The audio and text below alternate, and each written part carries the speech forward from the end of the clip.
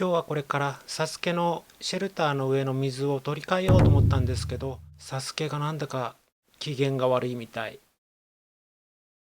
ちょっと怖いけど大丈夫かな。あまり怒ってるようだ。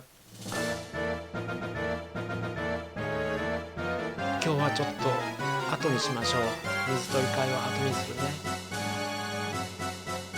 ちょっとダイエットがきついかな。